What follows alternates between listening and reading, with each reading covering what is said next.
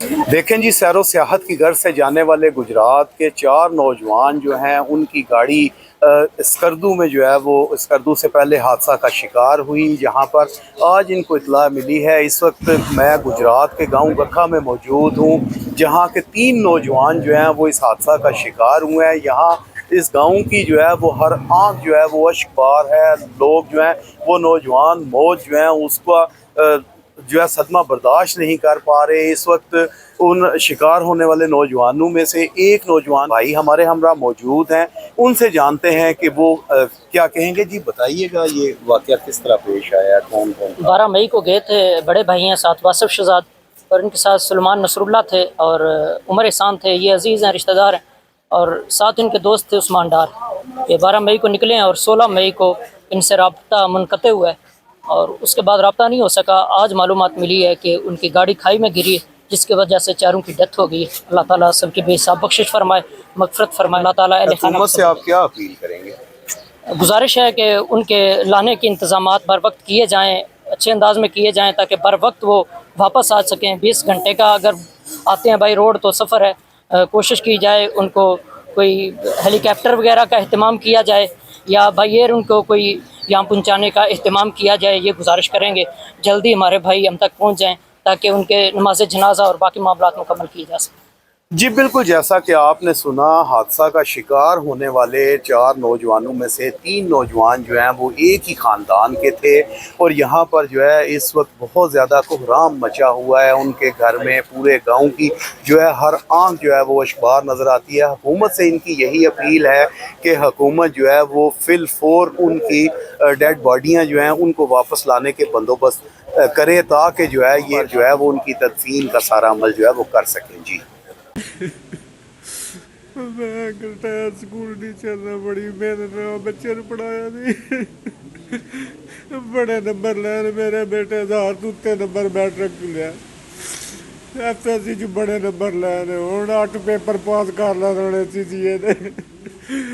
बस आखिरी बरायल ਵਿੱਚ ਹੀ ਹੁਣ मैं बर्बाद। मेरी आर्शिया रुड़ गई है।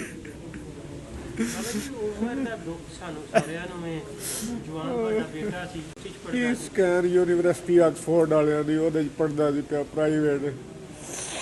8 ਪੇਪਰ ਕਲੀਅਰ ਕਰ ਲੈਂਦਾ, ਉਸ ਦਿਨ ਆਖਰੀ ਪੇਪਰ 8ਵਾਂ ਦਿੱਤਾ ਸੋਮਵਾਰ ਵਾਲੇ ਦਿਨ। ਮੇਰੇ ਫੋਨ ਕੀਤਾ, ਮੇਰਾ ਪੇਪਰ ਪਾਸ ਹੋ ਗਿਆ। ਉਹ ਨਾਲ ਉਸੇ ਟਾਈਮ ਹੀ ਕੰਪਿਊਟਰ 'ਤੇ ਦੱਸ ਦਿੰਦੇ ਨੇ।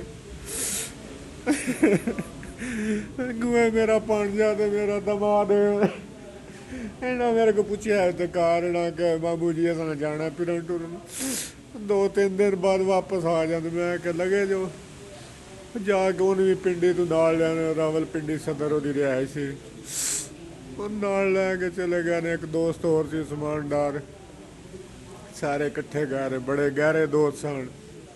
कोई इस तरह की साड़ी सोच विच भी नहीं सी कि इस तरह हो जाएगा। बस अल्लाह ताला दी ज़ात पाक मेहरबानी करे। जी सलमान नसरुल्ला मेरा भांजा 9 साल बाद तो है। मेरी भैन मेरे हत्थे में अमानत दे गई, आती है मेरी अमानत भाए को रखे जे 2 महीने ने रहना, फिर आ जाना साढ़े पिछे। दमाद मेरा छोटिया छोटिया 2 बच्चियां ने ओदियां, उन्होंने काम सब तू ज्यादा है।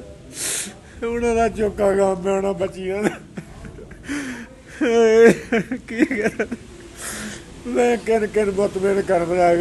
गलती सारी मेरी को हो गई, जिस इजाजत दे जी किन किन मुतमिन करा मैं किस तरह मुतमिन करा।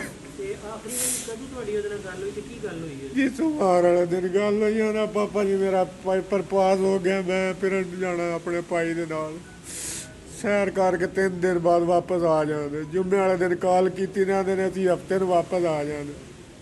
बस उस तो बाद अज 8 दिन हो गए, कोई गल नहीं हुई, कोई बर्बाद हो गया, कोई बल्ले नहीं रह गया साडे, सब कुछ बर्बाद हो गया साडा, कोई साडे पल्ले नहीं रह गया।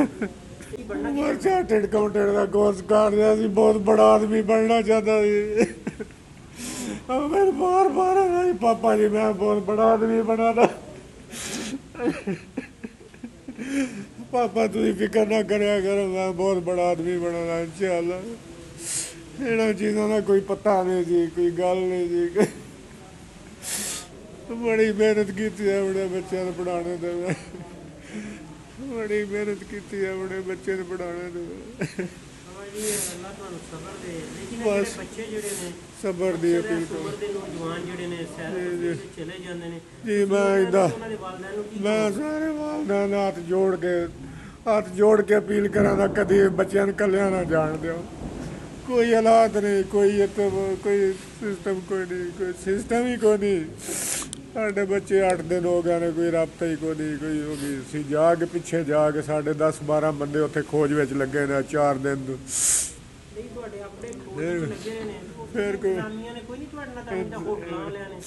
होटलों वाले बिल्कुल कोई इंतजाम नहीं तावन किया, सिर्फ इंतजामिया ने साढ़े नाल कोशिश की है। वो भी जाके असी सोशल मीडिया ते अगे पिछे सारा अपना रोन पिटन किया, सारी आवाज़ बुलंद की, हर तरह की आवाज़ बुलंद की है। तो फिर साड़ी इंतजामिया साड़ी हुकूमत, लेकिन वज़ीर आला साहब का मैं शुक्रगुजार हाँ, उन्होंने बहुत इमदाद दी है। उन्होंने चीफ सैकटरी साहब का शुक्रगुजार हाँ, उन्होंने नाल बड़ी हेल्प की है। पाक आर्मी ने भी हेल्प की है, लेकिन उस वक्त बड़ी देर हो चुकी थी, बहुत देर हो चुकी है। साड़ी जब हेल्प हुई उस तो पहले असी इंतज़ार करते रहे, 2 दिन इंतज़ार करते हैं, 3 दिन इंतज़ार करते हैं, शायद सिग्नल ऑन हो जाए, कोई रबता हो जाए, लेकिन कोई साडा रबता नहीं होया। जो रबता नहीं होया फिर असी अपने तौर पर कोशिश की है। हुण मेरी जी होटल मालकान ने यही कहा कि तो साढ़े को निकले ने, इन्ने बजे साढ़े को निकले ने, इस तो अलावा उन्होंने कोई तावन नहीं किया, कोई कुछ नहीं किया। ये जी 4 लोग थे हमारे बच्चे, जिनमें वासफ शहजाद, उमर एहसान, उस्मान डार और एक उनका रिलेटिव और था। ठीक है, ये 12 मई को घर से निकले हैं सैर व तफरी की नीयत से। तो इन्होंने घर में बोला है जी कि हम जा रहे हैं स्कर्दू। जो 16 मई तक इनके साथ हमारा रब्ता मुसलसल रहा है, ये हमें वीडियो भी सेंड करते रहे हैं, तस्वीरें भी सेंड करते रहे हैं। 16 मई को सुबह तकरीबन 9 बजे इन्होंने नाश्ता किया है हुंजा किसी रेस्टोरेंट में। तो उसके बाद इनके जो मोबाइल है ना वो अचानक बंद हो गए हैं। शाम तक हम लोगों ने जो है ना इंतज़ार किया इनका कि चलें जी सिग्नल की वजह से हो सकता है जो है ना रब्ता नहीं हो रहा, लेकिन अगले दिन जो हमें परेशानी हो गई है, परेशानी बढ़ती गई है।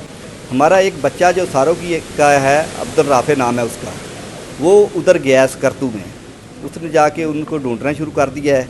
उसके बाद फिर ये जो हमारे कज़न वगैरह हैं, शौकत चीमा साहब, तो ये लोग गए हैं।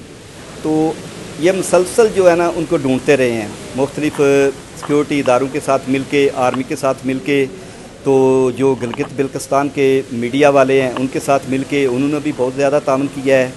सब इदारों ने बढ़ चढ़ के तावन किया है। जी ऐसा ही है। जब हमारे भाई शौकत चीमा साहब उधर पहुँचे हैं ना, तो उन्होंने कोई जो है ना सीधी बात नहीं की इनसे, तो फिर मजबूरन इनको पुलिस में कंप्लेन करनी पड़ी है होटल मालकान पे। तो उस दिन से ही वो होटल मालकान भी इनके साथ थे।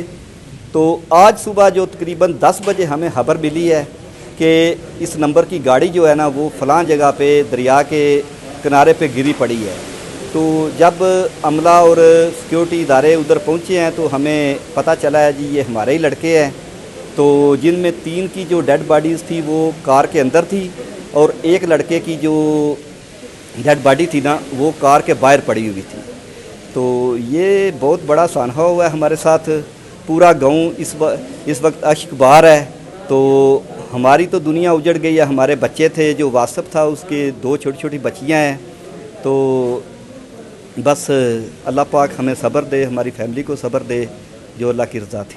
वासफ शहजाद, उमर एहसान, सुलेमान नसरुल्लाह, उस्मान डार जो 12 मई से घर से निकले हैं, और जो उमर एहसान है वो इस्लामाबाद पढ़ता था। तकरीबन 13 मई को सुबह वो गिलगित पहुंची हैं। जब गिलगित पहुंची है तो उन्होंने ना एक होटल में ना खाना खाया सैर के लिए। खाना खाने के बाद ना वो आगे निकलने की कोशिश की है, लेकिन हमारा रब्ता उनके साथ तकरीबन 15 मई को हुआ है। 16 मई सुबह 8 बजे तक हमारा रब्ता उनके साथ रहा है, लेकिन 16 मई के बाद हमारा रब्ता उनसे मुनक़ता हो चुका था। हमने फ़ोन किया लेकिन रब्ता फिर ही मुनक़ता हो गया था। लेकिन आज तकरीबन 8 दिन बाद हमें 10 बजे सुबह पता चला है कि चारे दोस्त जो है वो जान बाक हो गए हैं। अच्छा नीर साहब ये बताएं कि उनकी जो सर्च ऑपरेशन है, सर्च ऑपरेशन में किसकी डिपार्टमेंट ने तावन किया या भी है या नहीं? तकरीबन आर्मी ने भी तावन किया है और उनकी गवर्नमेंट जो पुलिस थी उन्होंने भी तावन किया है, बहुत ज़्यादा तावन किया हमारे साथ, और उनके साथ रब्ता था। लेकिन जो पीछे से भी गए हुए थे उनके भाई, लेकिन उनके साथ भी उन्होंने बहुत तावन किया है। लेकिन आज सुबह 10 बजे मैं ना मोबाइल पे पता चला है कि उनकी डेथ हो चुकी है।